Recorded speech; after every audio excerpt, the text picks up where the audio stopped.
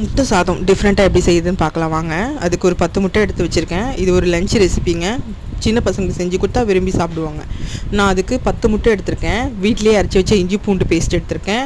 வெங்காயம் இந்த அளவுக்கு நான் 4 பேருக்கு செய்கிறேன், அதனால் வந்து இந்த அளவுக்கு அரைஞ்சி வச்சுருக்கேன். கொஞ்சமாக கருவேப்பிலை, பச்சை மிளகா, கொஞ்சம் தக்காளி, இந்த அளவுக்கு பண்ணிக்கிட்டோம். இப்போ அடுப்பு பற்ற வச்சு கடாயை வச்சுக்கலாம். கொஞ்சமாக எண்ணெய் ஊற்றிக்கலாம்.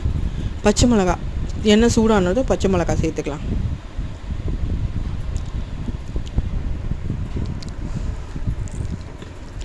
எண்ணெய் சூடாகிடுச்சு. பச்சை மிளகா சேர்த்துட்டு கொஞ்சமாக கருவேப்பிலையும் சேர்த்துக்கலாம். அடுத்தது நான் வந்து 4 பேருக்கு செய்கிற மாதிரி வெங்காயம் அரைஞ்சி வச்சுருக்கேங்க. அதனால் அந்த வெங்காயத்தை மொத்தமாக சேர்த்து வதக்கி எடுத்துக்கிறேங்க. நல்லா வெங்காயம் வதங்கின உடனே இஞ்சி பூண்டு பேஸ்ட்டு போட்டுக்கலாம். வதங்கணும் நல்லா, வெங்காயம் நல்லா வதங்கணுங்க.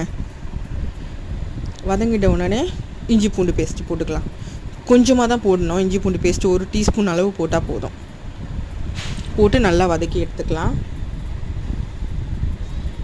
இது வதங்கின உடனே தக்காளி வந்து போட்டு வதக்கிக்கலாம் ஃப்ரெண்ட்ஸ்.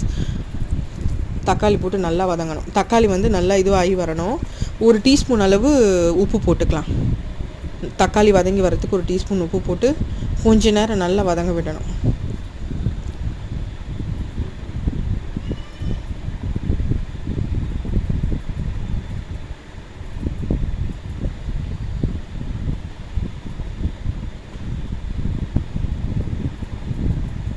ஒரு டீஸ்பூன் போட்டு நல்லா வதக்கிக்கலாம் உப்பு போட்டு. இப்போ அது அடுத்தது 2 டீஸ்பூன் அளவு மிளகாத்தூள் போடுறேங்க. எங்களுக்கு காரத்துக்கு தகுந்த மாதிரி நான் போட்டிருக்கேன். உங்களுக்கு எவ்வளோ வேணுமோ அவ்வளோ போட்டுக்கோங்க. போட்டுட்டு 1 டீஸ்பூன் மஞ்சத்தூள் போட்டுக்கலாம். மிளகாத்தூள், மஞ்சத்தூள் இது 2 தான் கலக்கணும். போட்டு நல்லா வதக்கிடணுங்க.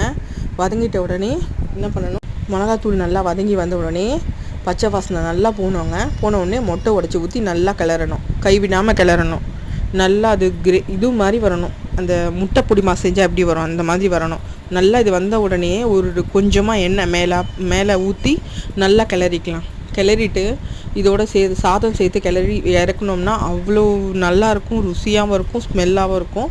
கொஞ்சமாக கொத்தமல்லி இது பண்ணி இறக்க வேண்டியதுதான். இந்த ஸ்டேஜில் அடுப்பை ஆஃப் பண்ணிவிட்டு நம்ம சாதம் வந்து கொஞ்சம் உதிரியாக இது பண்ணி வைக்கணும், வடித்து வைக்கணும். அதோடு இது சேர்த்து நல்லா கிளறிட்டு காமிக்கிறேன் பாருங்கள்.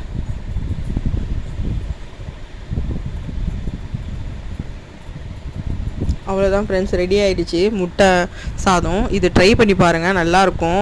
இது ஒரு லஞ்ச் ரெசிபின்னு கூட சொல்லலாம். குழந்தைங்களுக்கு ரொம்ப பிடிச்சமான ஒன்று. இது வீட்டில் ஒரு தடவை செஞ்சு பாருங்கள். இது ஸ்கூலுக்கும் கட்டி கொடுங்க, நல்லாயிருக்கும்.